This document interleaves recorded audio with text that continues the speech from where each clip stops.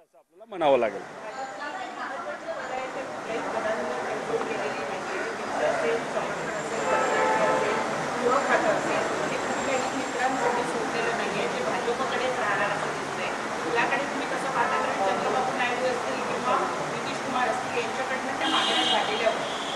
हे बघा, मागण्या झाल्या, चर्चा सुरू आहे।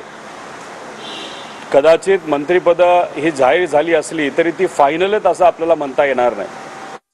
चंद्रबाबू नायडू आणि बिहारचे नितीश कुमार साहेब यांना मानलं पाहिजे की ते स्वतःच्या खासदारांना मंत्रिपद देण्यासाठी प्रयत्न तर करतच आहेत, पण आपापल्या राज्याला काहीतरी केंद्राकडनं मिळावं यासाठी सुद्धा ते प्रयत्न करत आहेत।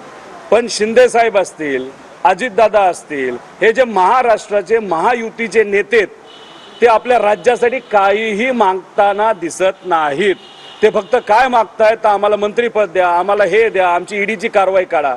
म्हणजे हे स्वार्थी लोक आहेत, फक्त स्वार्थपणा त्यांच्या मनामध्ये भरलेला आहे। महाराष्ट्राच्या हिताची एक सुद्धा मागणी महायुतीतल्या या मित्र पक्षाली केली नाही, हे आपल्याला कुठेतरी दुर्दैव समजावं लागेल। आणि नितीश कुमार साहेब आणि चंद्रबाबू नायडूंना खऱ्या अर्थाने मानलं पाहिजे की त्यांनी आपल्या राज्यातल्या लोकांसाठी, राज्यासाठी काहीतरी चांगलं केंद्राकडनं मागितलेलं आहे। युगेंद्र पवार यांचे बॅनर लागलेले आहेत, या बॅनरवरती लिहिलंय की बारामतीचा नवा दादा, वादा तोच नवा दादा, अशा पद्धतीचे बॅनर्स लागलेले आहेत।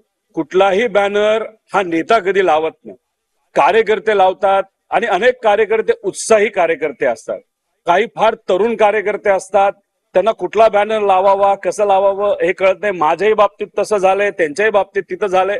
त्यामुळे त्या बॅनरचं आणि युगेंद्रचं काय रिलेशन नसेल, माझा बॅनर कोणी लावला तर माझं रिलेशन नसेल। त्यामुळे बॅनरवर एखादा इंटरेस्टिंग मेसेज दिला, त्याची बातमी होती, एवढ्यात कार्यकर्ता बिचारा खुश राहतो। त्याच्या पलीकडे जाऊन बॅनरला एवढं महत्व द्यावं असं मला तरी वाटत नाही।